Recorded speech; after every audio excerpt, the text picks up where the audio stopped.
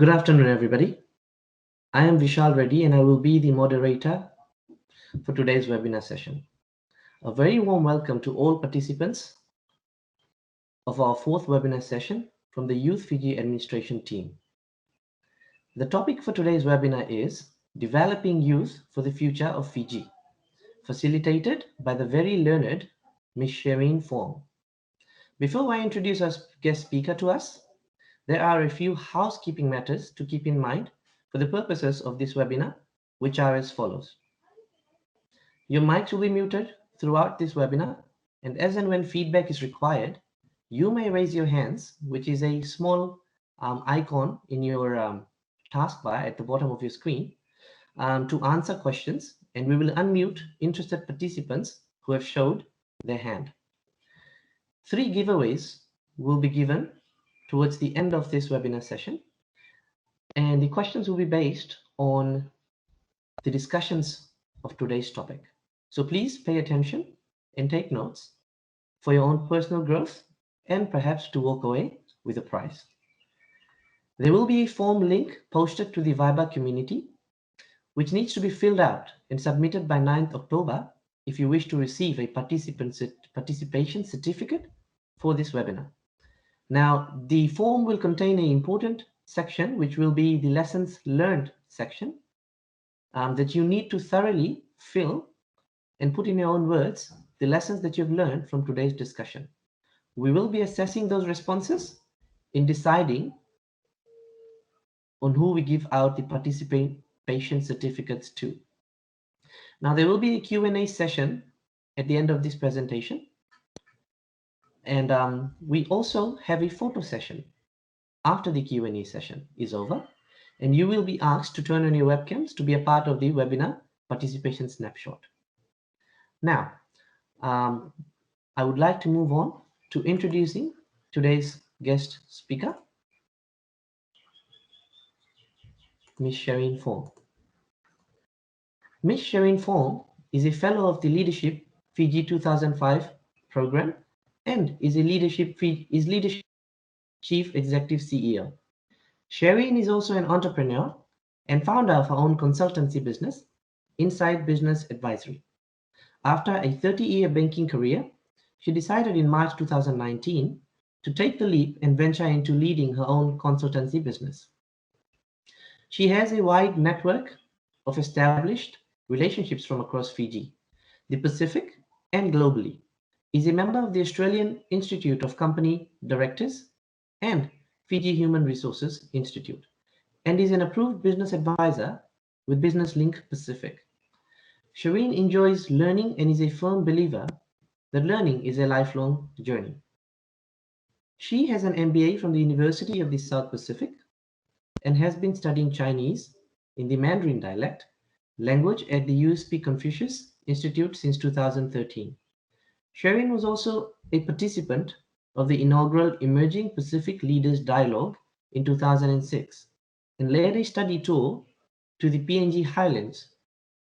Through her involvement in EPLD 2006, which is the Emerging Pacific Leaders Dialogue Forum, she appreciates and understands regional issues and challenges.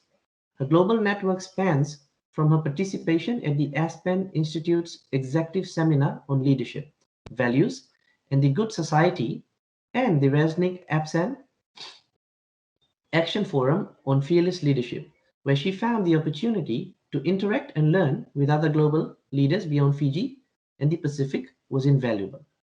Apart from her engagement with Leadership Fiji, Sharpen is also a board member of the Leadership Network, an association of community leadership organizations similar to Leadership Fiji from across Australia, New Zealand, and the Pacific. I'm very honored that she is here, and I think we are all very privileged to have her facilitating this week's webinar topic. Now, I would like for us to turn our attention to an informational video that we will now be playing before we invite Ms. Sharpen Fong to take the floor. So let's all now progress to watching the video.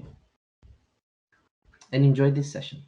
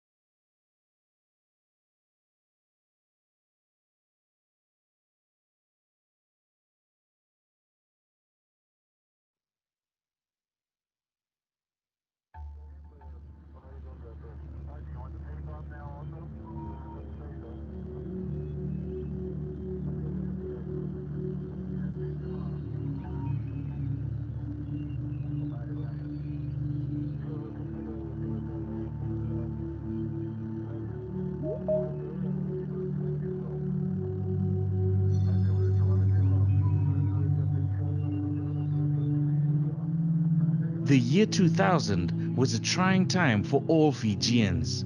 Many watched as terrible forces began tearing at the seams that had connected and held the many facets of Fiji together. Generally speaking, there are a lot of people in this country that were very concerned about where this country was going. A group of concerned individuals started discussing a way out. Leadership Fiji was established as a means of providing an alternative perspective to what it means to lead. Since the pilot program of 2002, 350 Fijian leaders have successfully taken root and are flourishing in various sectors of the country. Here's a look at the journey of Leadership Fiji, from the birth of an idea, the main aspects of leadership qualities enhanced, the significance of the program, and how these leaders are contributing to a way forward. The program was created mainly after the 2000 coups. There was a feeling amongst some of our prominent leaders that there was a bit of a hole where leadership training was concerned. And basically, the anarchy that went on after the 2000 coups, we just, wasn't acceptable. And we thought maybe if people were a bit better informed about the needs of our country and had a broader outlook on what happens, what makes this country tick, basically, if they were a bit more educated, maybe they wouldn't be so easily swayed by, outside influences. It goes back to the year 2000 when a group of us got together and had a chat about future leadership in Fiji. And we came to the conclusion that while there are a lot of very talented people going through their various vocations, the problem was they are so totally focused on their vocations that they hadn't given themselves time to look at all the broader issues, the socio-economic issues facing the country. So they weren't rounded leaders. And what we hope to try and do is give them a greater perspective about some of the issues facing the nation. The idea was Daryl and I go to Melbourne, go and look at the program, the Leadership Victoria program, and come back with a concept. Well, Daryl and I went, and I remember on the first day we sat there and we'd already compiled the program for the year. At that stage, the program was only going to be one program a month.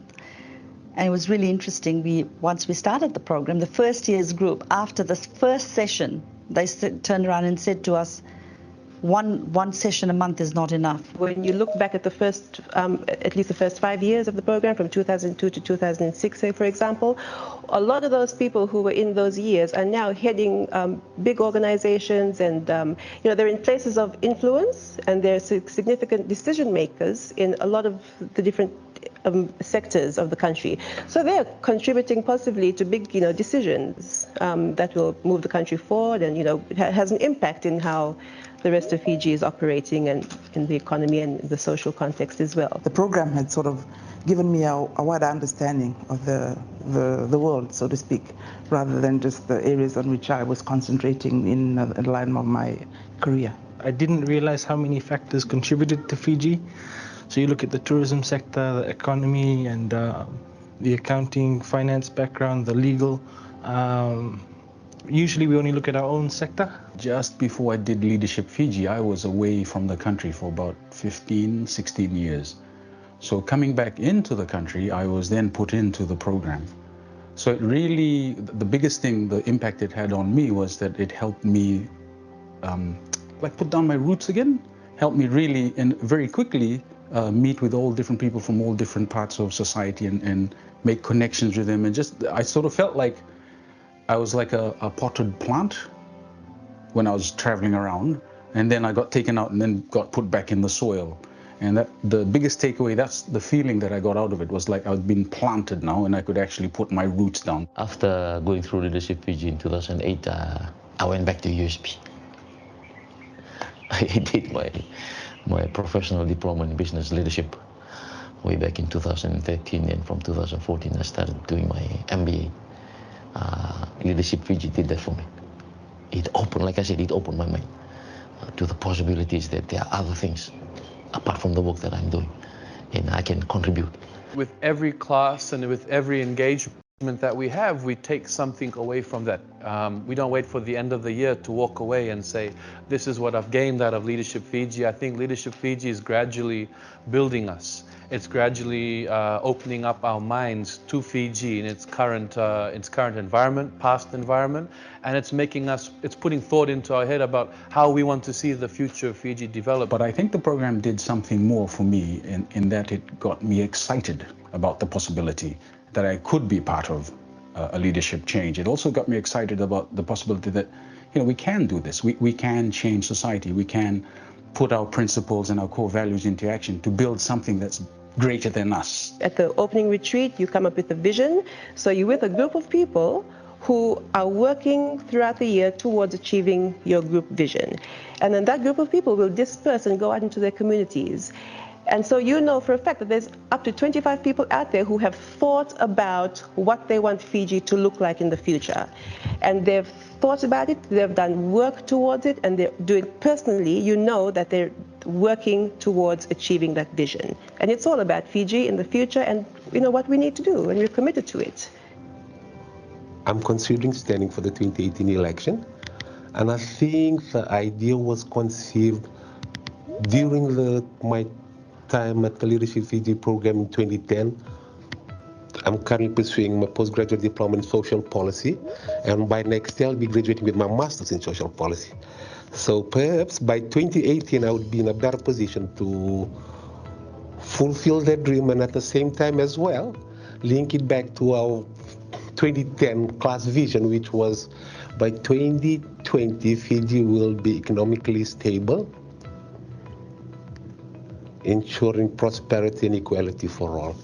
Just reflecting on our 2007 year, it was different individuals, different strengths that they brought, to the table, very different perspectives on issues, and we had very good debate sessions.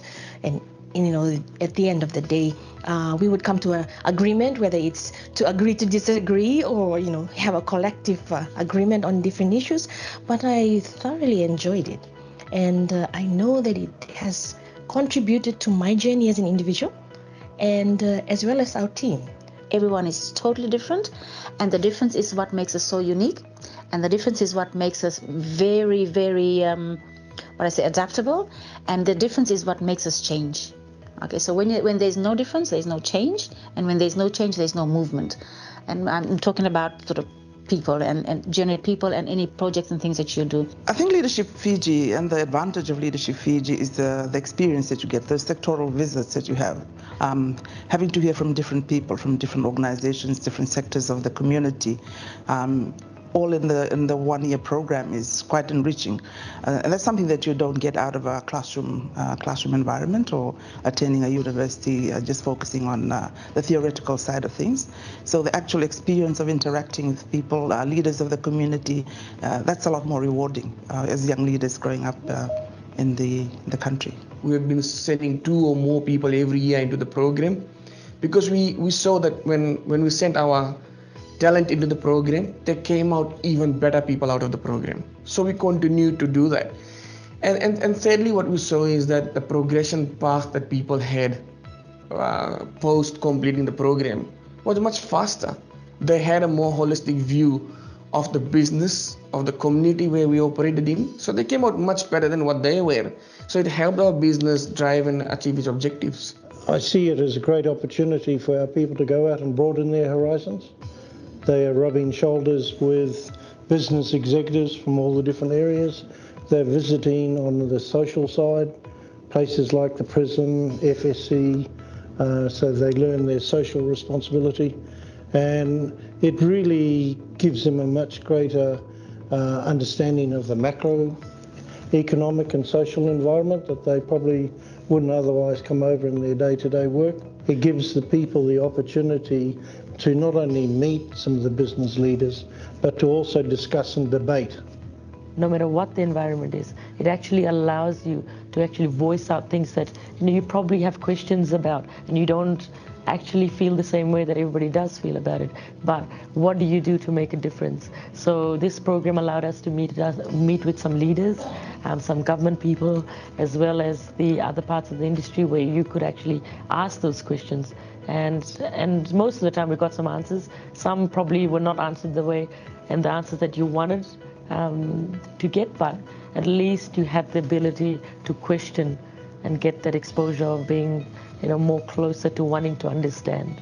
For myself, it got me thinking and got me thinking to say, in 10, 15 years time, I want to look back and say, the program actually taught me that there is much more that you can do rather than being comfortable doing what you're doing. The true value of Leadership Fiji will be the power and strength of the alumni. With the alumni, we are trying to establish that ongoing sort of community projects, because each year group comes out of the program with their own community project, is trying to consolidate now and see how we could collaborate better from an alumni level and as part of the program. I really want to see the alumni grow and become a force of nature. And they can, because we have so many just amazing, amazing people who've been through the program. And you put them all together, we can do anything. It's quite... There are several kinds of leadership, and knowledge leadership is one of the most important ones. Particularly so where things are a little technical, or you need to guide people to be aligned with your organizational values, because these things evolve so rapidly, particularly in the technical field. It is important to also be aware of how people learn. And by knowing the learning style of those that you lead or those that you are surrounded with will help you get far by helping you understand how do you impart that knowledge to them. And at Leadership Fiji, we do learning style tests. And at the beginning of our programs, this is usually done. And majority of the tests that we have done have found that people learn by doing. So they are kinesthetic learners. People learn through storytelling or audio, and also through visual videos, etc. Less percentage of people learn through reading. So in Fiji and the Pacific, particularly, this is important to note. People learn by doing, listening, or seeing, which is why I don't have a PowerPoint presentation. I'm actually talking to you. So I'm hoping that you are engaging and keeping focused as we go along. So by understanding that, This is your opportunity to be one step ahead and to take over the work about spreading knowledge or leading by teaching. One thing that you can do is to actually give a workshop or a presentation. Pass on the knowledge in a way that it is filtered and tailored to your audience or your organization. Make the knowledge actionable, as I'm doing. I'm interacting with you. At the end of this, I will put a call out to action for you to take ownership of your own leadership journey and what you are going to do. This way, you can save others a lot of time, and it also increases the value that you bring as a team member and a respected leader. Remember again, anyone can lead. It doesn't have, you don't have to be at the top of your organizational level or if you're in high school, at a prefect level, anyone can lead. You can take ownership by helping people, teaching people. So lead by teaching. The second one is leading by example. So if you show hard work and passion, and you role modeling is another word that we often use or you will hear, you will inspire those around you to do the same. So how important a task or a project is to you by putting in your best work. So important. Lead by example. You do and show things in Fiji and the Pacific. Like I said, if you want others to show up on time, you show up on time yourself. If you want others to go the extra mile, you go the extra mile yourself. And this is setting an example, and it is an effective form of leadership. And over here at Leadership Fiji, every Monday is our cleanup day, just as an example. And in our office, we all come in Monday morning, we do our cleanup. I also clean. Doesn't mean I'm the CEO, I don't clean. In fact, I chose to clean the toilet and the bathroom. Because for me, I like using a clean toilet and a clean bathroom. So that's my volunteer role. And I will volunteer also to mop if I have the chance to. All right. So this is showing example. Be part of it. Doesn't mean that you're up at the top of the ladder. If you're in authority, you don't do anything. So starting today, I believe this webinar was supposed to start at 2 p.m. We didn't start till about 2:15, I think, or 2:20. So as leaders, the first thing you need to do is to show example. And if you want a culture of respect, and that is respecting people's time as well, start on time. The first hurdle you need to get over as a leader is to creating that first impression, which means arrive on time. So your host or your guest speaker is not kept waiting. 15 minutes before start time is on time. So if we were supposed to start at 2 o'clock, arriving into the Zoom session at 1:45 is on time and settling in. I know people were jumping in and on the chat saying, oh, I can't hear anything, I can't see anything. Have we started? And I think one of the organizers put back on the chat that said, we're just waiting for you to settle in. That's not right. Arriving on the hour that the event or your engagement is supposed to start is in fact late. So if you want to be a leader, you start on time, you lead by example. If you want people to start on time, you start on time. The third is leading by setting high standards. So most people want to deliver high quality of work. However, with high workload or time pressure, people take shortcuts, or they feel doing things quickly is good, not realizing that doing quickly, they tend to miss out on important matters or miss things. Okay, so that compromises on quality and compromises the credibility of yourself as a leader, plus also your organization.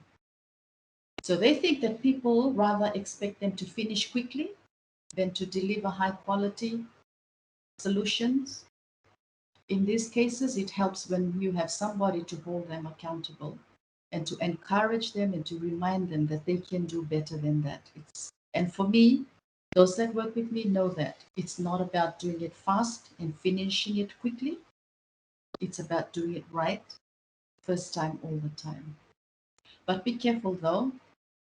You can only hold these people accountable to higher standards if you hold yourself accountable, at least to the same standards too.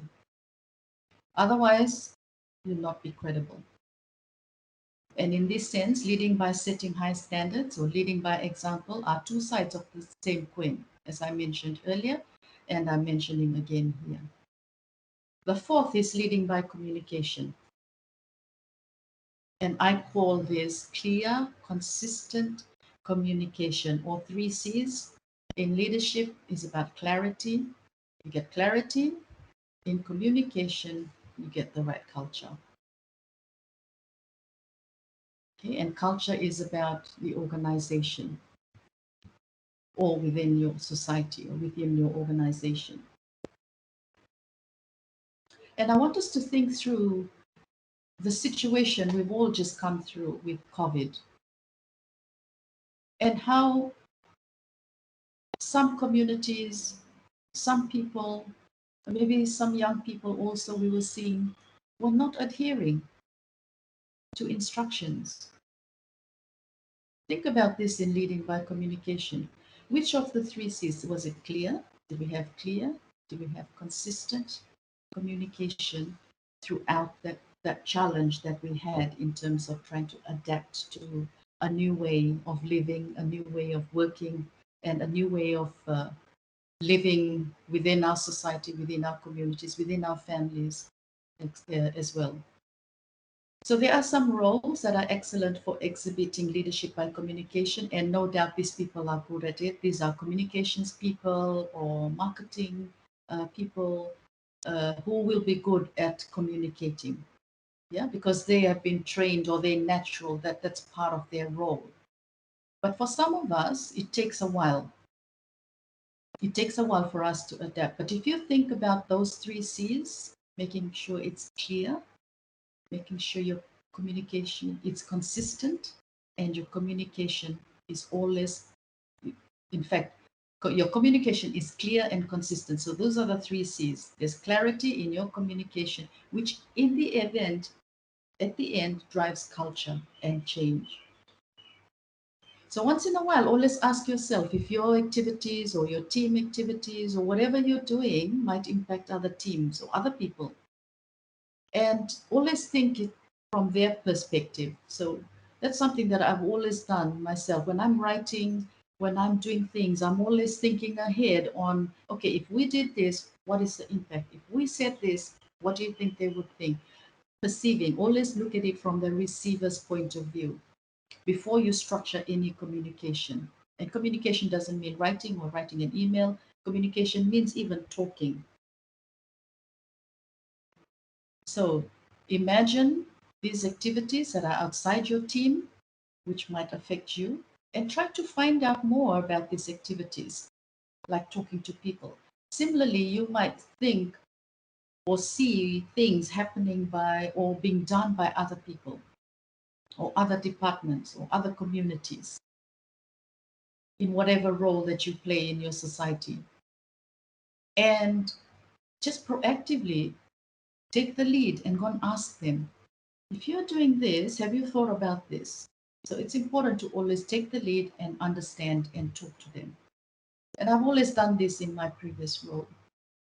I always first connect with the respective executives and if necessary, higher level and board level to push through any ideas or if I know of any impact of any upcoming projects or programs that may have on my business unit. I usually catch up with them first to get them to understand my perspective or to drive my point through. And then we have a better working relationship in trying to make that change. I personally like to call things out privately and discuss these first. And that is a smart way of communicating rather than publicly communicating, as we see sometimes on social media. And sometimes some people are too comfortable or they shy away from doing this, or they simply think that it should be their job, or it's not their job to do this, or to communicate, or to highlight it.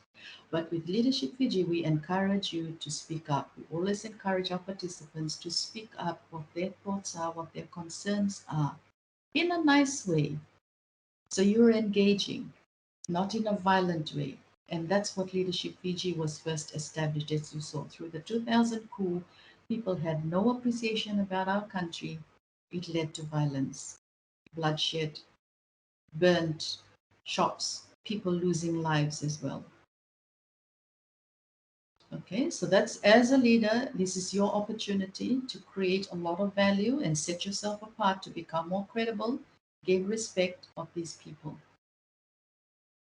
The fifth one is leading by giving credit. Okay, too often little recognition and praise is given. And sometimes people tend to think that it's okay, we don't need to be praising people, this is just part of their job. But you know what? Celebrating small things, giving credit and appreciating people's value in what they gave or they contributed to will help them go far. You never know what's happening internally, but it will help. It'll make them more loyal. It'll make them appreciate you as a leader. But sometimes people feel awkward praising each other and don't think it's necessary. But a simple thank you matters a lot. And some feel that it's a bit too touchy-feely kind of stuff, but it's not. Can you imagine the difference it'll make in that person's life?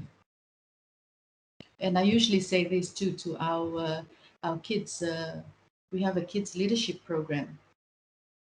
And I asked the children, I said, how many of you woke up today and said thank you to your mom or your dad? And they usually look at me. And one of the kids, apparently, after our leadership class, went and hugged his mom for the longest time ever. And she wrote to me and she said, Shireen, what did you say? I said, why? Because he came to me soon after the class and he came and hugged me for the longest time and just said, thank you, Mom. And she was quite surprised. But you know what?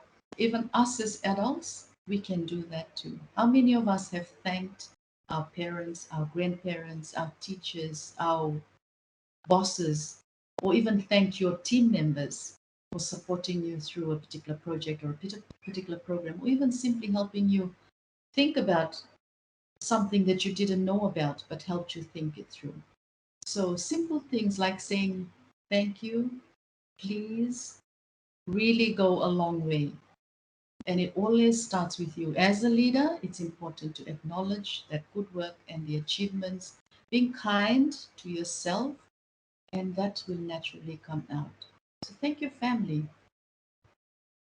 We believe and we share also that giving gratitude equals kindness, and kindness equals happiness. So if you don't know where to start, here's some ideas for things that deserve acknowledgement, like cleaning something up.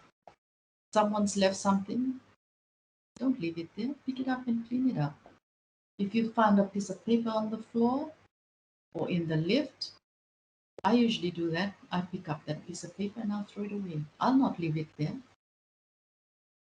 So without having to be told to do it as a leader.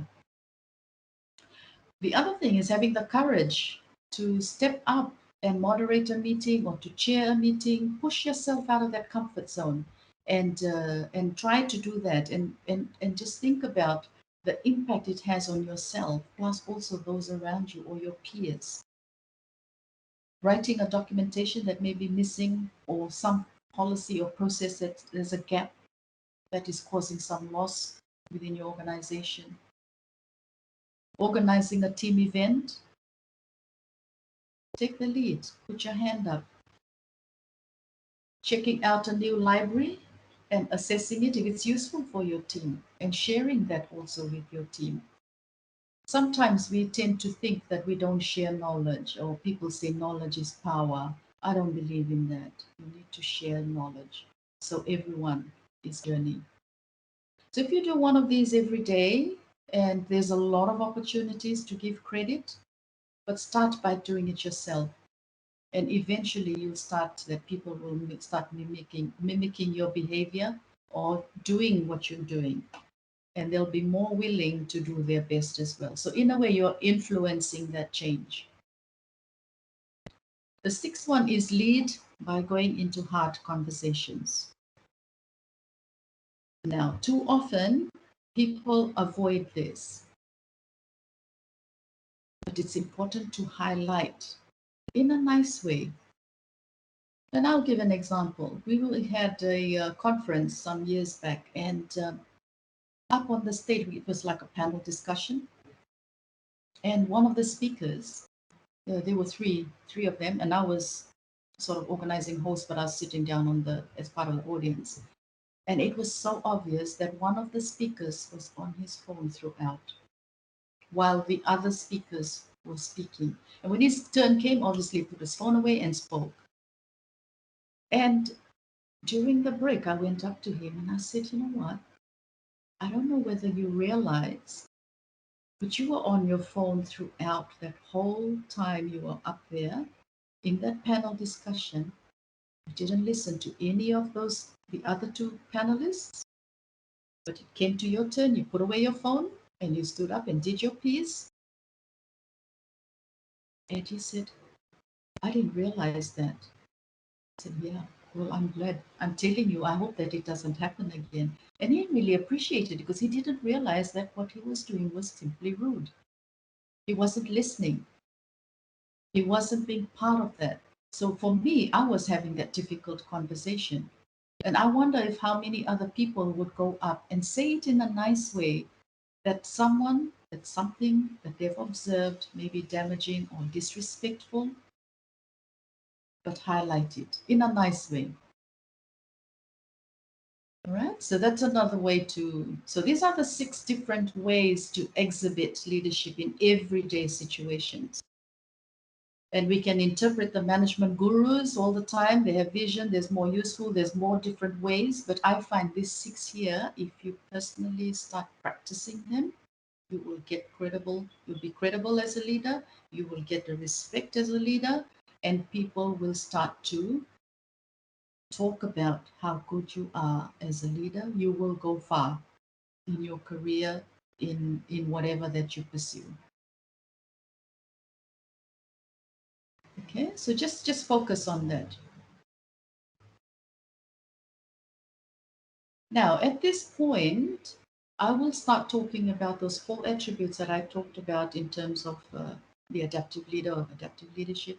I'll just take a pause and I want you to think about a tough challenge or a tough leadership challenge or a tough challenge in anything that you're currently facing, that either you need to take on in your organization, your community, your school, or your uni. I want you to think about that tough challenge.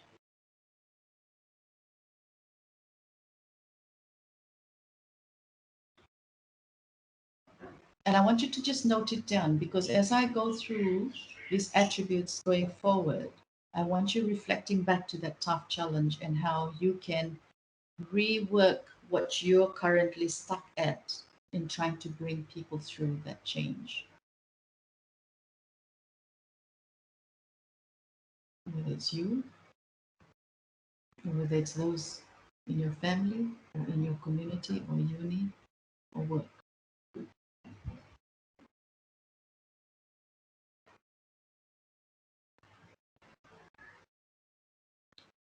So, having noted that down, let's look at what Leadership Fiji believes to be key attributes of a modern leader or an adaptive leader.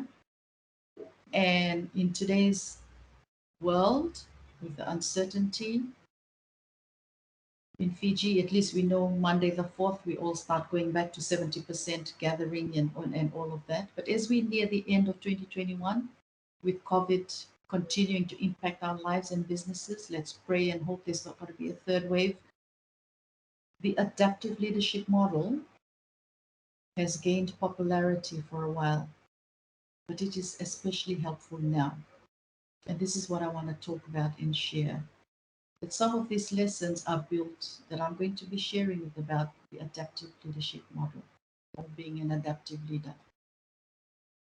This adaptive leadership model is designed to assist organizations or individuals in dealing with consequential changes, particularly in uncertain times, especially when no clear answers are forthcoming or there's no clear solution in sight. And adaptive leaders identify and deal with the systemic change using techniques, which I will share with you, that confront the status quo and identify adaptive and technical challenges.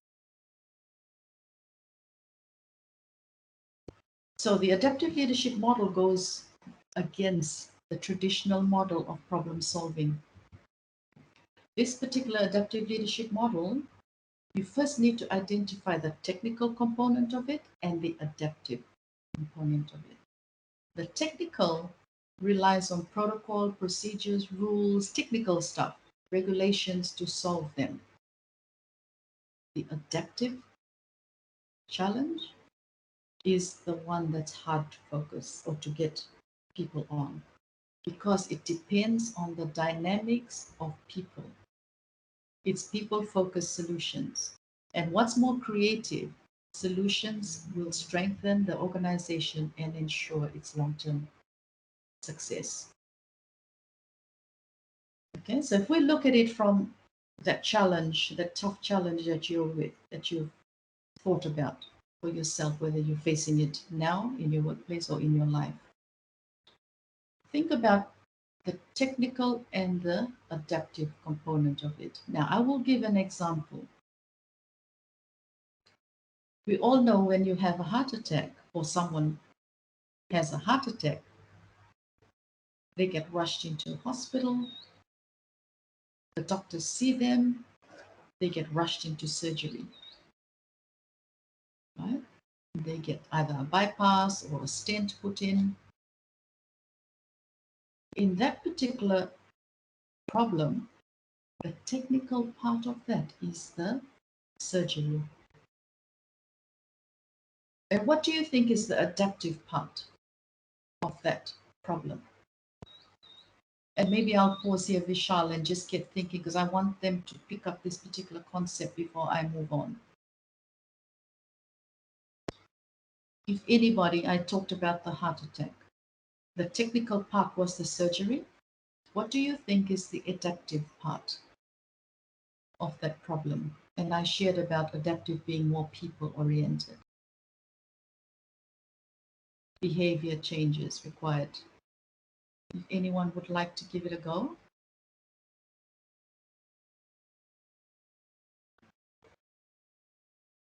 This is another point for your free data, for your free Vodafone.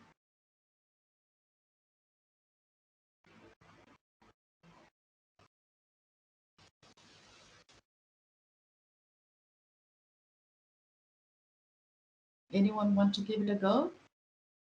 Okay, so AA15460 puts in the chat, adaptive, what the patient does to change and improve the health. Yeah, so what do you think would be the adaptive challenge for that patient? Right, change in lifestyle. What are some of the changes in lifestyle? Diet, eating healthy food. Exactly. So you now understand doing exercises. Exactly. So you now understand if you have a problem, there's always a technical component to it and adaptive.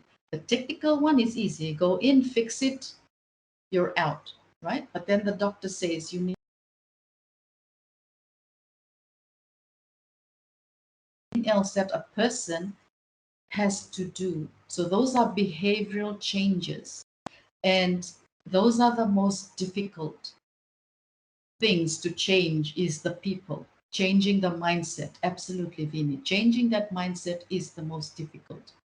All right. So now you understand in any problem or that tough problem that you have identified, try and think about what are the technical issues that you need to solve it quickly. Work on the people stuff, all the behaviors that you need to work on. by having this skill and identifying it is a good way to get started and to move you through quickly being an adaptive leader and being open to change very quickly.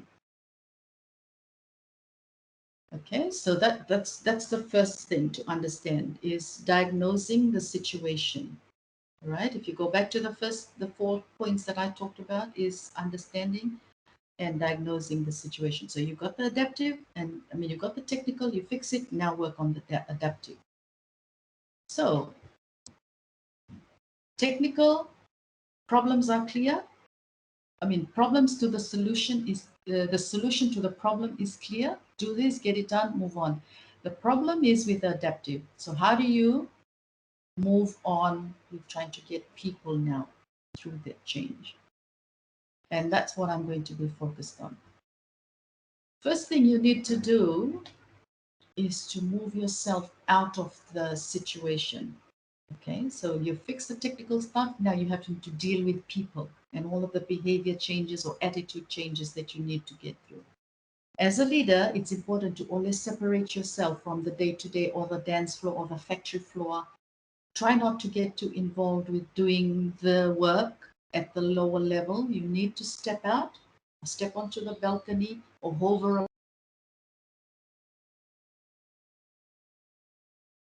See things far. You can't step away and you can't focus on what the future should be like. So you need to focus on getting things done. You need to be able to get up on the balcony, give yourself that space. And balcony doesn't mean, I don't mean like climbing a 2-story building and getting up there, but separate yourself, either step away or maybe go for a drink, go for a coffee or a tea, or just walk out for a while. Or maybe just shut down mentally to try and focus. And that can be scary because sometimes we don't want to let go, and we want to be involved and just being part of trying to fix solutions. But realizing that you need to step away so you can see, okay, this is how this person is behaving. This is how this person is looking at things differently. By stepping away, you're able to observe better. Now, once you do that, it's important to explore the multiple interpretations. So explore and listen to all the voices in the room. Don't just think because you're the leader, like I started with, my way or the highway, or do as I say, or otherwise, right? You need to explore and listen to all the voices in the room. You need to understand what they're thinking and what they're not saying. You need to ask difficult questions of others and ourselves as well. I spoke about earlier about having the difficult conversation or having the uncomfortable conversation. Handle it, challenge it, question. Get people to talk. In Fiji, often, and I think it's a Pacific thing as well, but too often people tend to think they just keep quiet, and quiet means can mean many things. Quiet could mean they agree and we just move on. Or quiet could mean a respectful thing in our culture. You don't speak up because you're sort of lower down than others, or in terms of other leaders or those that are around you, you feel a little threatened, so you don't speak up. So it's quite tough, but as a leader, it is important to bring those voices out, to explore them, because if you don't know what they're thinking. And just recently, I was facilitating a training, and I asked the question, and we've been doing online virtual training. So I asked the question of all participants that were in my class. I said, okay, we can now meet from Monday, and my next class is this week. What would you like to do? So one put a hand up and said, okay, I want to do this because I'm still looking after my children. They're still at homeschooling, and I would prefer continuing virtually. Right? Some say, okay, I've now moved because of COVID. I'm working from home and my home is now based in Singatoka. I can't come to Suva for my face-to-face if we're having face-to-face. So this too started the conversation going virtual. And so I said, okay, put your hands up if everyone wants to go, who wants to go virtual? Okay. First there were 4 hands, then went to 8, and there's 18 in the class. And then it went to 10. And then next thing, everybody's hand went up. I said, okay, what I'll do is I'll do a poll on Viber. And I want you all to answer this poll. Well, didn't the Viber poll come back differently? So what I'm trying to say is people will follow instinct or either follow the leader or follow the majority, but really don't mean it. But it's important as a leader to bring that out. Okay, when I did the poll, it was close to half-half that wanted face-to-face and those that wanted to continue virtually. So that is an example of making sure that everyone's voices is heard. Who is not at the table? And you need to talk about factions or groups or different people, stakeholders. You must ensure that everybody is identified. You must ensure that if they are not at the table, you go and seek them out to be part of the conversation or part of the change. Because naturally we are drawn to people who think like us and resist to seek people who will challenge us, right? It's either we look down on them or we shut them down because we don't want people challenging us. But that's wrong. As a leader, it's important to get everyone at the table. Find out who is not at the table and engage them and engage those unusual voices. In fact, I like people who challenge my views. And as a leader, we should always seek people who will think different to you, who will challenge you, and who will speak up. Because by doing that, you better yourself as a leader, plus you also are encouraging them to step up out of their comfort zone and to speak up. Okay, so that's important to do. The next is find out what's your part in the mess. And maybe you're part of the mess itself and not realizing it. So what do? You need to understand, manage yourself, understand your strengths, your weaknesses, or don't say weaknesses, your areas of improvement. Find out what triggers you. For me, what triggers me if somebody says something they will do and they don't do it, despite asking many times and it's been said, yes, yes. But when you finally ask for whatever you're after, it's not done. That triggers. But before you respond, it's important to understand between the stimulation and your response. There is a short second point, because how you respond will determine too how they look at you as a leader. If you get triggered and you shorten that space of response and act out of emotion, which most people do, you get out of the game. You don't get respected. You're not credible. People start to criticize you.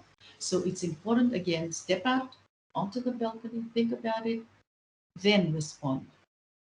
Okay, so again, how well you manage that space between the stimulus and the response is very important and determines how well you lead. Okay, so at this point, I will ask, what are some of the things that trigger you? Note it down.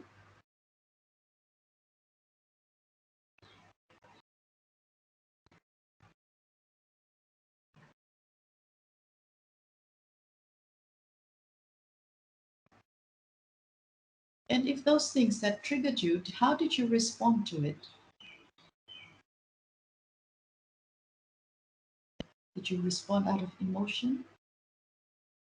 And sometimes we do that on email. We get so pissed off and angry, we just send the email without thinking. But draft the email, let it sit for about 2 hours, 3 hours, then come back and read it again. Or leave it overnight, they will suggest. Then send. Okay, so those are things what are things that trigger you? The other thing that you need to intervene skillfully remembering that change is hard work. It's difficult to change people, change mindsets, change attitudes, change people's behavior. And people don't change unless there is enough discomfort, and we call this raising the heat.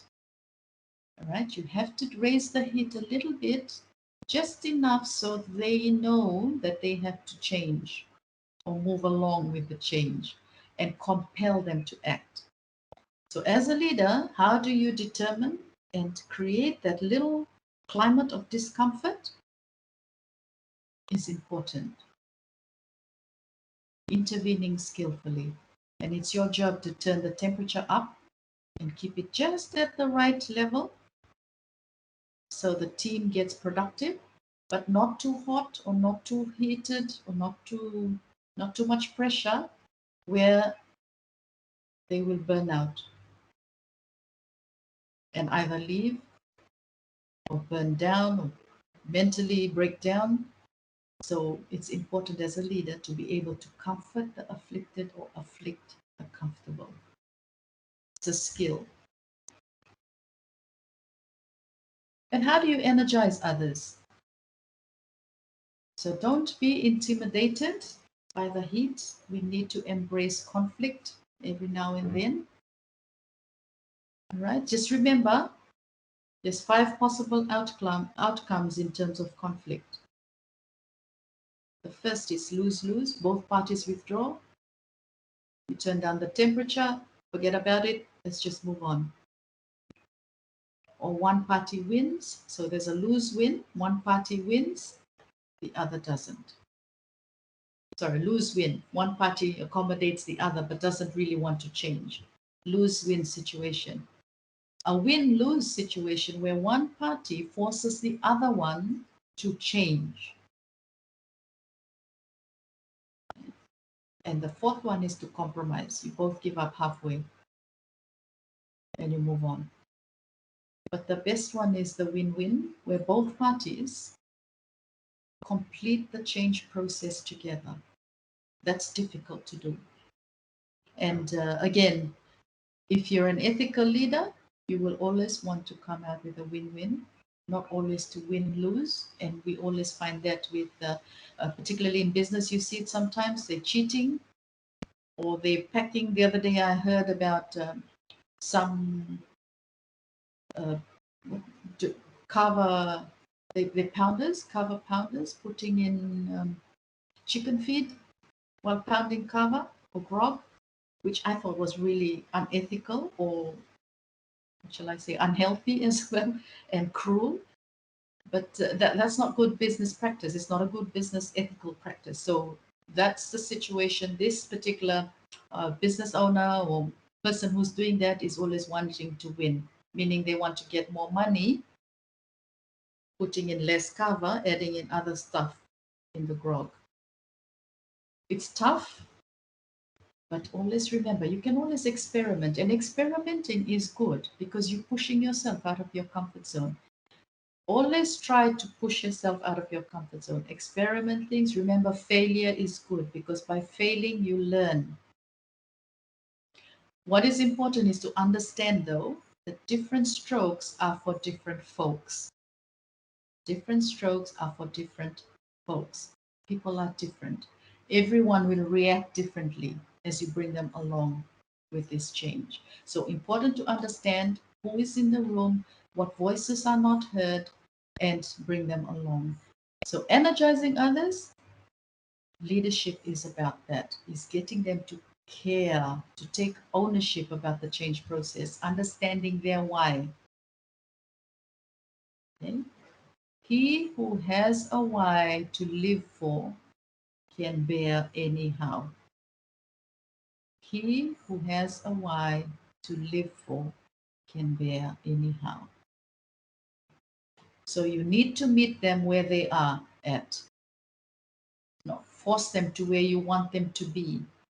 You need to meet them where they are at and take them along the change process. Connect with them so they can find a way to get to where you want to do, want to be. To do that, it takes courage. It takes a process of building trust, credibility, So people can feel that they share and express themselves openly and sincerely and know that they will be taken along that change. And at the end of the day, it'll be good for them. Okay, so you can't force things down, coming back to that point. Or let's start with them. People don't fear change. In fact, what they fear is the loss that comes with change. So think about again, when COVID started, we were all so used to working in the office. We all had to get used to working at home, and there's connectivity issues, but we came about that. And now we all starting and can go back to work from Monday, tomorrow. But I've heard of people even fearing going back to work because they have become comfortable of working in the new way of working. Right? So that'll take some change again. So you need to make sure that your idea requires others to change, means some level of loss. So you need to understand what that loss is and start from there. Not start from where you want them to be. Okay, and remember again, each person's loss is different. Okay, different strokes for different people. Having the difficult conversation, take them along with that loss, speak to the loss, and speak to it genuinely. So at least you're acknowledging or seem to be acknowledging that loss. So why is it hard? Because it's just so tempting to just ignore all of that and just push them along, right? Like we've seen some of things that has been happening about some of the new policies that have come out. It just happens because a group of people think that it's important. But not understanding and appreciating, engaging, communicating, speaking to the loss, what is different, why should they understand that it's going to be different, why should they understand that they need to get to the top of the light on the hill, or that vision, or that goal, or that change that you're wanting them to come to, or to appreciate and acknowledge. So understanding why purpose matters is also a very important thing. Selling the why. Now, if you have a chance, read this gentleman's book called Viktor Frankl.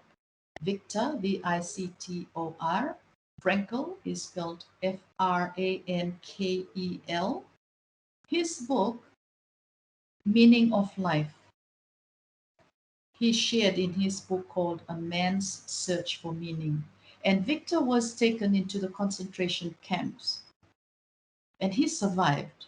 And he actually wrote what made him survive. For him, he felt his greater purpose was trying to live through all of that so he could share what he went through with others when he came out. But there were others that just gave up on life and just gave up hope and succumbed. I mean, we're seeing that too in the current situation that we're in with COVID.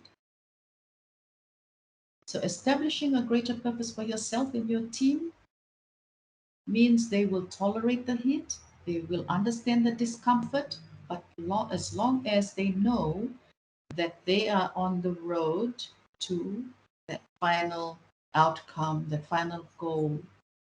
All right? So how do you nurture leadership skills and attributes as a young person? You need to get in early, like I said. Take ownership, step in, volunteer, get in early, build that skill, build your organizational capacity so you know when to move. Leaders must have physical and mental discipline. Okay, you must understand how do you emotionally energize others and inspire others. Active attention. Try to filter out noise and distractions. Stay centered and focused.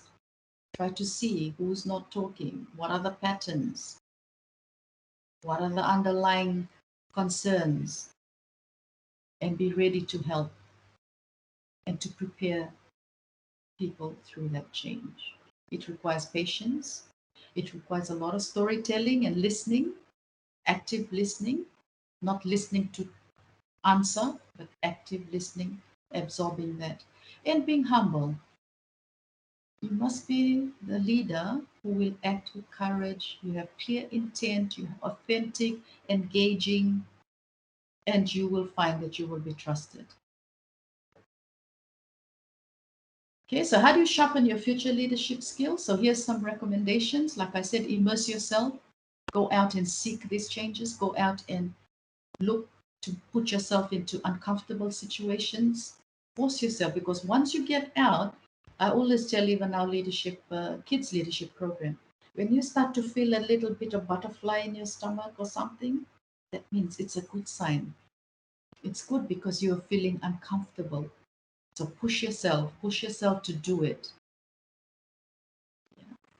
You must seek that out. You seek out experiences, have always a growth mindset, reflect on your own leadership journey. I started with you asking you to note down leadership challenge or a tough challenge that you're currently faced with, and look back at your life. It's always good to reflect, learn from that, and move forward.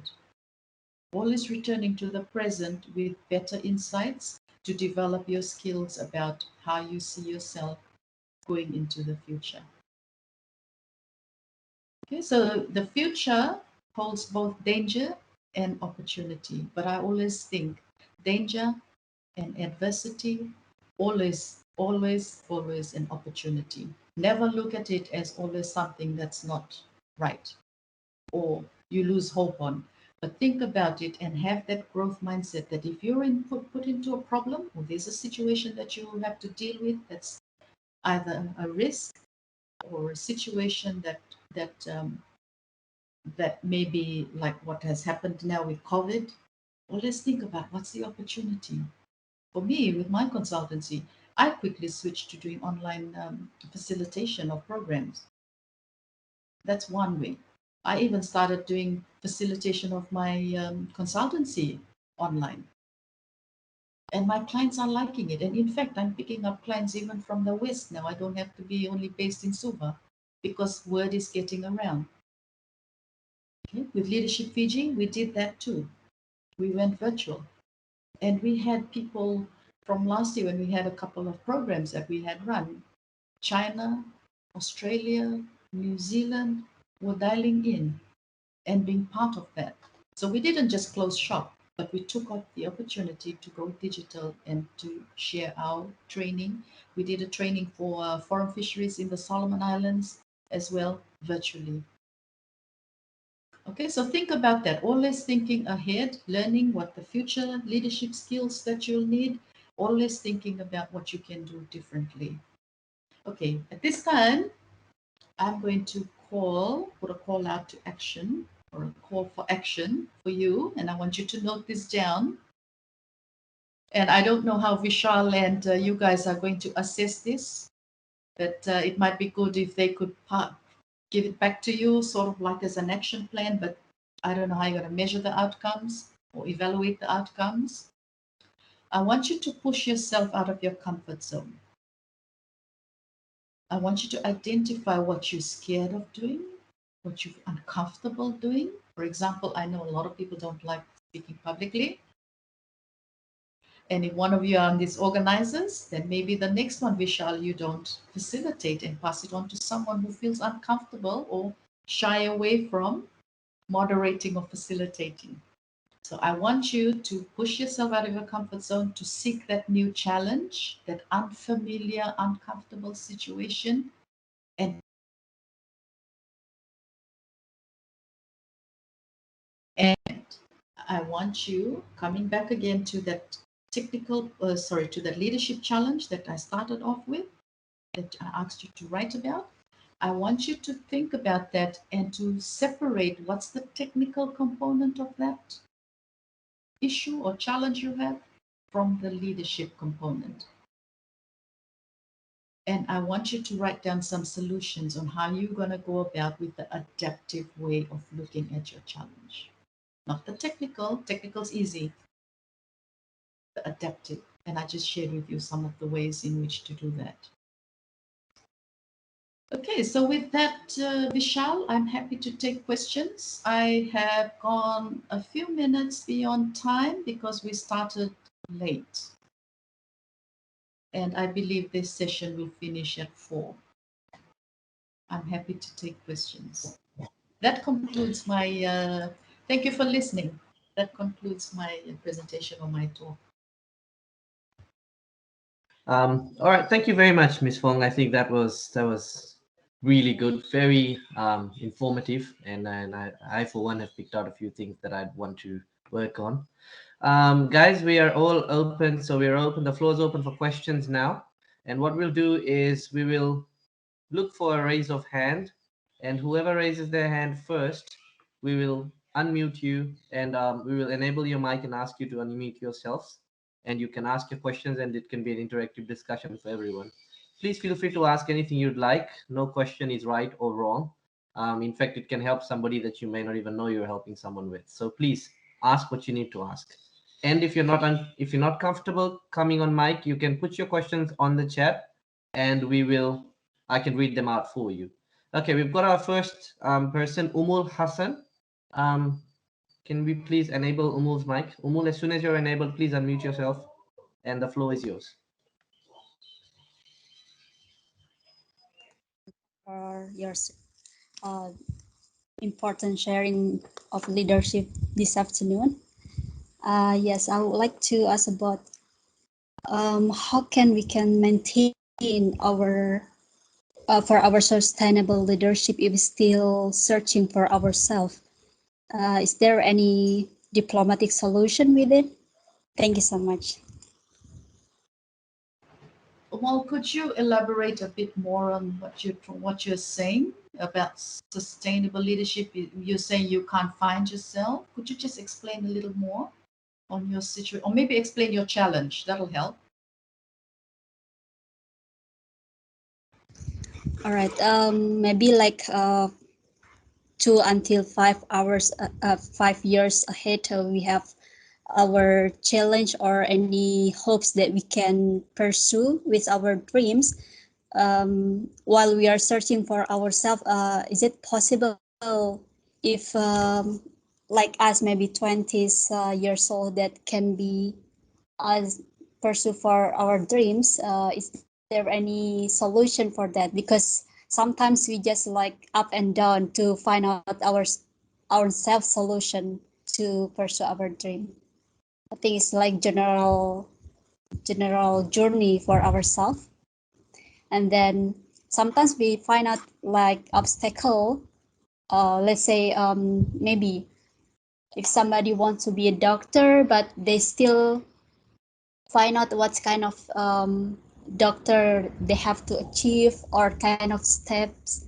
So they're still confused about that. So how can we dealing with it? Okay, I'm not sure. Sorry, continue.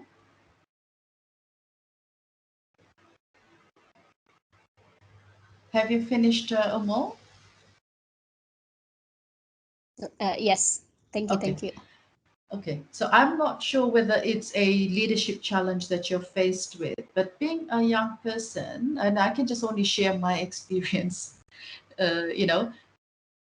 sometimes it's best not to overthink things.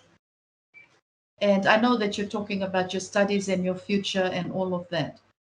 And from my experience is sometimes you just do it. You know what? When I left school or high school, my parents wanted me to go and study and become a dietitian. And I went totally against it because I just wanted to work. I was just fed up of schooling. Well, that upset them for a few years. But then after going through and working, I realized that I needed an education still to progress in my career. So I went back, I was still working and went to study. And then having worked, I realized that I needed to do something more purposeful. And for me, purposeful was to go out and help people. And help people meant helping organizations, helping businesses. So I took the big, bold leap in March 2019 to start my business. So I guess coming back to your point, well, and I'm not sure whether I'm answering it right or not, is sometimes you just go with your, let's say, your sixth sense or your gut feel. What really are you wanting to do? Like I shared with you, I went against my parents' wishes and just went and started work. They were really upset. But it's about what you're wanting to do. What is your gut feel? What is that risk that you're willing and wanting to take for your future? And we can only learn by doing it. And whether it's relevant to you, whether you fail, but that's okay, because you learn from that experience as well. So I'm not sure whether I've answered your question quite rightly, because I'm not sure whether it's leadership related. I can only share my experience, and for me, I always go with my gut feel, except for this gut feel on leaving my executive job. I should have done it earlier, and only realize after coming out that the opportunity is really wider out in the big wide world. Does that answer your question?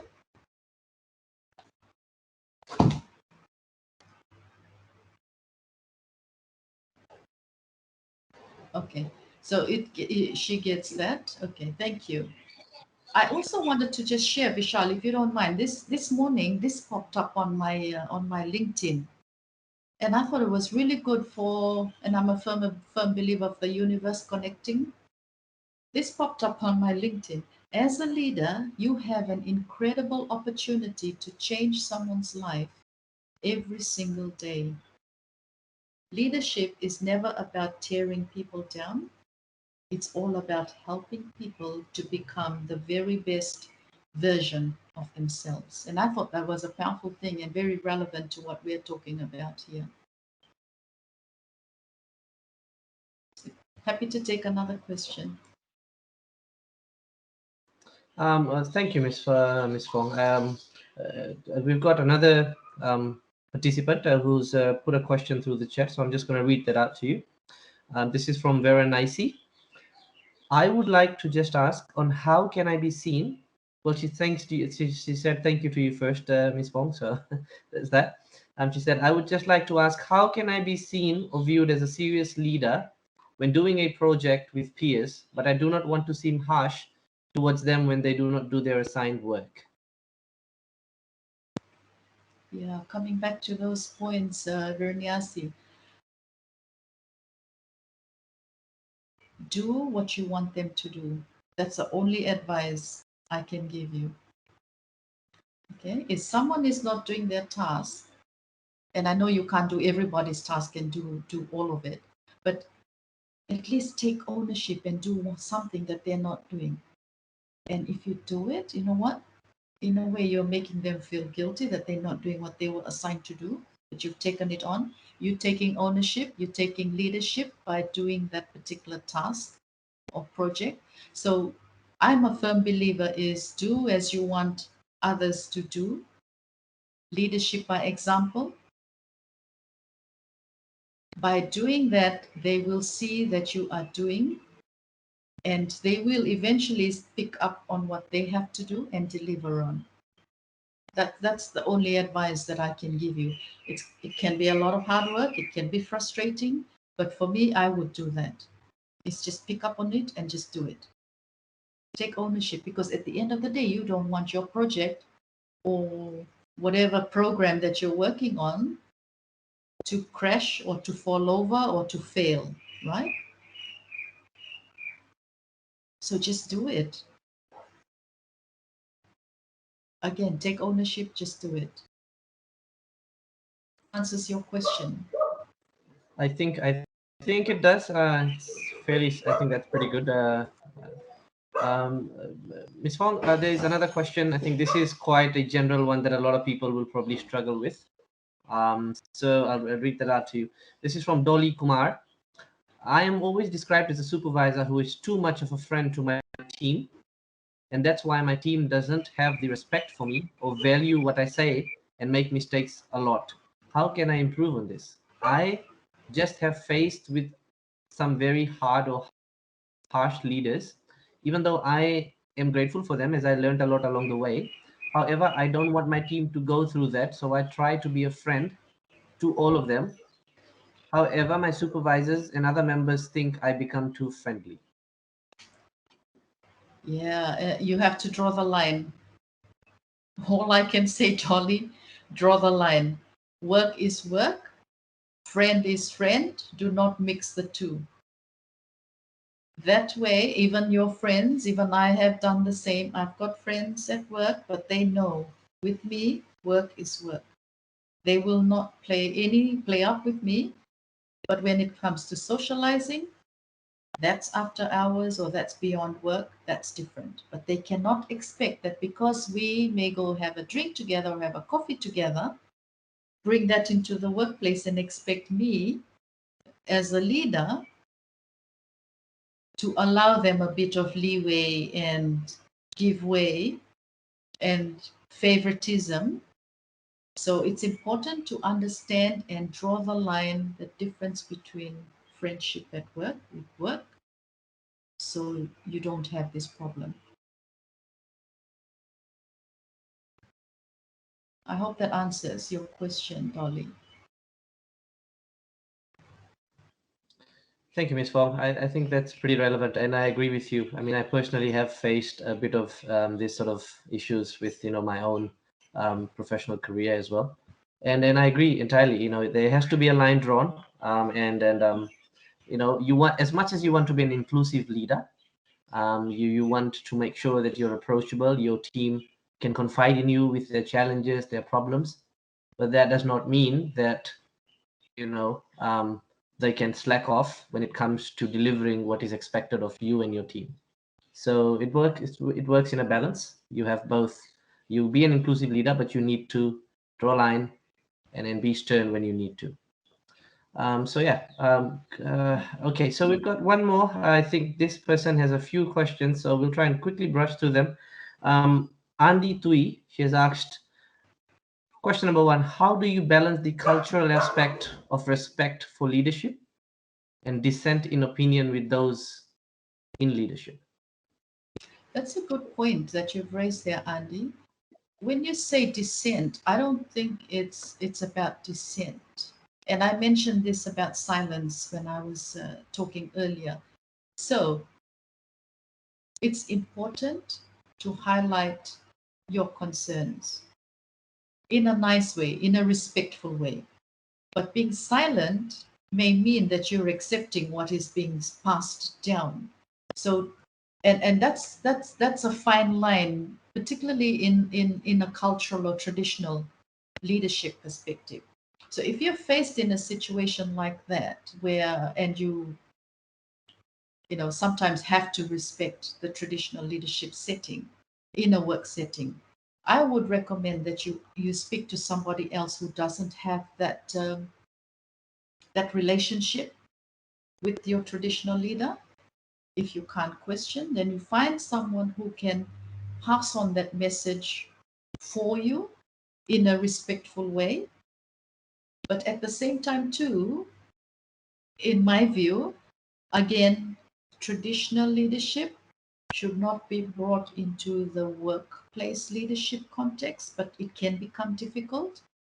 And it depends again on your leader. If it's a traditional leadership structure, it's how well, again, that person is a leader in trying to get you to speak up, exploring all the different voices and views that have not been shared, and to get people's voices heard. So I guess it depends on the leader. It also depends on you as the person who is trying to raise a concern. But I wouldn't use the word dissent, because dissent sounds negative, unless, of course, you're trying to rock the boat and really shake the boat and cause dissent.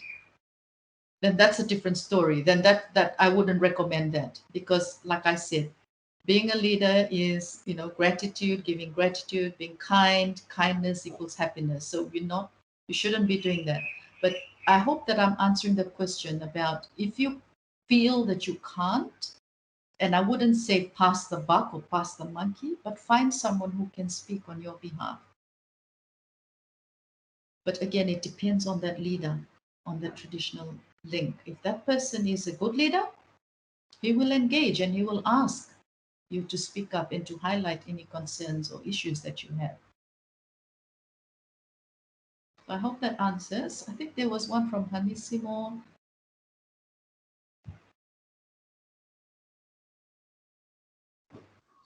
I think well, there's one more from Andy, Ms. Fong. So this is probably one that you'd really like to talk about. How does one join Leadership Fiji? Yes, that was going to be my final marketing spiel, but thank you for asking. Please go for it. Leadership Fiji is actually open right now. The call for the 2022 applications are currently open. It closes on the 30th of November. The application form is available on our website, on our homepage on our website, Leadership Fiji 2022 applications. Please go in. It's quite a comprehensive application. I'll encourage you to apply. All the criteria, guidelines, requirements are all clear in that application. Okay, fantastic. Seems pretty straightforward. I'm definitely going to look that up. All right, do we have, how can I keep, okay, there's one. How can I keep my team motivated despite conflicts and obstacles? Teresia.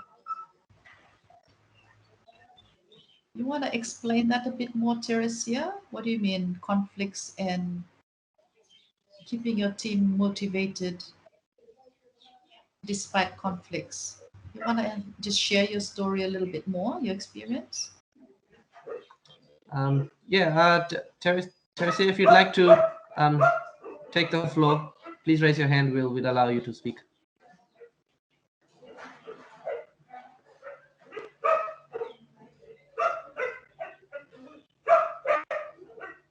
I don't see anything. Could you just explain that again, Vishal? What was it? Because I couldn't find it on the chat. It's saying, how can I keep my team motivated despite conflicts and obstacles? So perhaps maybe I can't answer that. All I can say is you just continue being yourself. You know, as a leader, we need to be ourselves. When I say be ourselves, you have to be genuine about being a leader and bringing people through. I don't understand the bit about conflict and what particular conflict there is. But as a leader, it's important to always be yourself. You're able to motivate and inspire your team by, you know, like I said, being authentic, being credible, being trustworthy, role modeling, you know, leading by example, all of those things that I shared earlier. That way you'll get them to trust you and believe in your leadership. yes, that's fantastic. True, Ms. Fong, I think that's exactly that. You need to work with your team to resolve internal issues. You know, and I suppose a lot of times, I mean, please elaborate if you wish to on this. It is winning over the trust of your teammates that is one of the biggest challenges for a leader, and because you'll have so many different people that you need to, you know, like you said, observe and adapt to what they react to. It's one of the biggest challenges you'll ever face, of being able to get everybody on board with your vision and your mission. Ms. Fong? Absolutely, you're absolutely correct. Like I said when I was presenting, it's about role modeling, leading by example, teaching them, leading by teaching, you know, all of that, communicating clearly, being able to, you know, just being genuine, authentic, trustworthy, credible. You will get them to be on your side, no doubt. They will respect you, and you will be able to take them along with any change or anything that you wish to take them through to get to that light on the hill. Certainly. Ms. Fong, there's this one particular question that's just caught my attention, and I think it's something that you know, I've also been in the work field for quite some time now, and it's something that I suppose is a bigger challenge just because you have, you know, it's the distribution of power that's in question here. right? So this person, Ronita, is asked, as a student entering into the corporate world, how should we handle scenarios or leadership outside? She's mentioned this briefly, so I'm trying to make sense of it. How should we handle this types of scenarios when leadership skill is lacking from the organization's end? So I'm just, from that I'm implying that she's trying to say, what if your leaders, the people that you're supposed, who's supposed to set the culture and the dynamics of good leadership, are actually, discouraging good leadership and practicing bad leadership? How do you thrive or adapt in such a situation, as a professional trying to grow? Yeah, there's two things you can do, is just suck it up and continue. Or if it clashes with your values, leave. It's for your own happiness and mental well-being that you can choose to leave and find a better place that you will feel happy at, or otherwise just suck it up and do it. I personally would leave if it clashes with my values, personal values, and I don't agree. I would choose to leave. Another way you could do it is suck it up, stay on, but have the difficult conversation.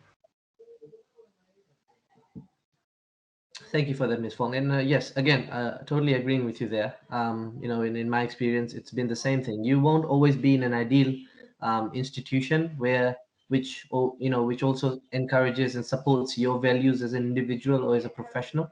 And sometimes, there are environments where you'll have leaders who, instead of raising you up, may hinder your growth. And for your sanity and peace, it's good to just, decide that that is not the direction you want to take. And you continue, in the direction that you want to take for yourself. And sometimes having a difficult conversation could go, again, it could go both ways. You could either win that or you won't. And then, once you know the outcome, then you decide how you want to proceed. Yes. Yeah, you won't always find the ideal environment. And that is actually, I feel that is something that will help you grow into a better leader. When you go through bad leadership, it lets you, mold yourself to, when your time is up, you will be a better leader than the people who were supposed to be there for you as a leader. Absolutely, absolutely. But please don't follow those bad ways. Yes, definitely. You do better. Yeah. It's a challenge for you to come through it, and it gives you the insight to know what your team or your people will expect of a good leader. So it actually, it's making you grow as a person, really. Absolutely. And that's what you should take from such an experience.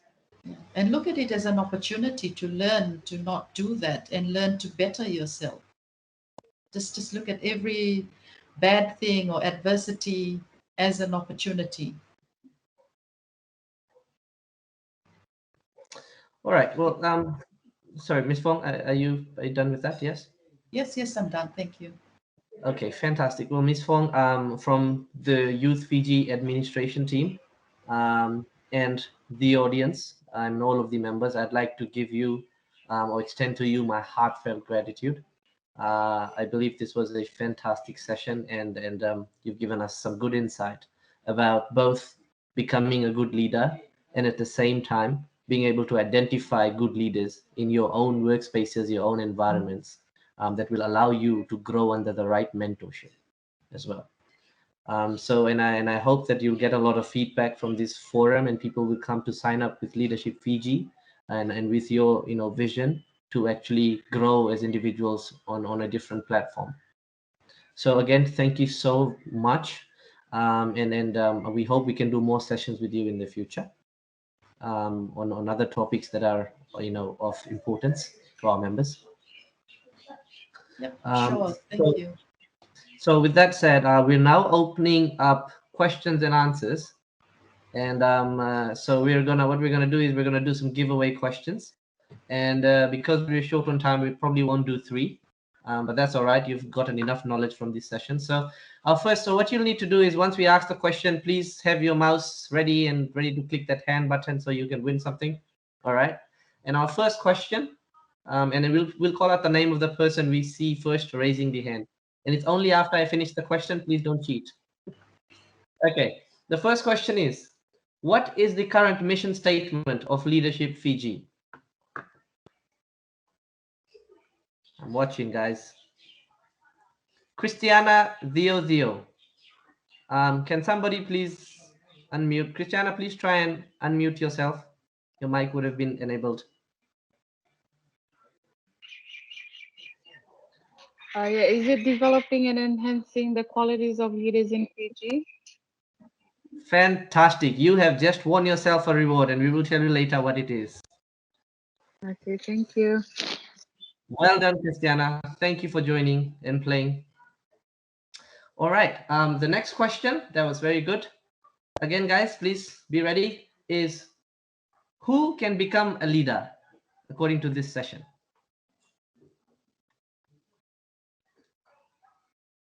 Rosie N. Lowe. That's the person I saw. Rosie N. Lowe. Admin, please unmute her. Rosie, try and unmute yourself, please. Anyone can become a leader. Good job. You were paying attention from the very beginning. Well done. You have won yourself a prize, and we will be in touch with you. Please message one of the admins on the forum, and we will get in touch with you. I think my guys are noting down your names. Thank you, Rosie. Congratulations. And the last question is it will have many possible answers, so we'd like, a few, perhaps maybe 3. We've talked about adaptive leadership. So how do you become an adaptive leader? What are the qualities and traits of an adaptive leader? Please give me 3. The first hand I'm seeing is Renuma Khan. Renuma Khan, administrator, please enable her mic. Renuma, please try and unmute yourself. Good afternoon. The first attribute of leadership is diagnose the situation. Okay, diagnose the situation. I got that. The second one. Second one, manage yourself. Manage yourself. Yeah, and the third one, energize others to come along to that change that you are trying to implement. Sorry, can you repeat the last one? Okay, energize others to come along to the change you're trying to implement. Influence others to come along with the change you're trying to. Fantastic. Good job. Congratulations. You have won yourself a prize, and we will be in touch. Thank you very much, Renuma. All right. Okay, guys, this is the end of our session. Once again, Ms. Fong, thank you very much. And to all our members and everybody who's participated today, thank you. This session would have been not a success without you. And you are the reason we're doing this. Our vision is to empower the youths of Fiji, and you are the youths who are taking the initiative, and we would like for you to be on this journey with us as we grow as an organization and as a movement of empowerment. So thank you very much, everybody. Enjoy the rest of your Sunday, and let's grow together. Bye-bye. Thank you, and all the best.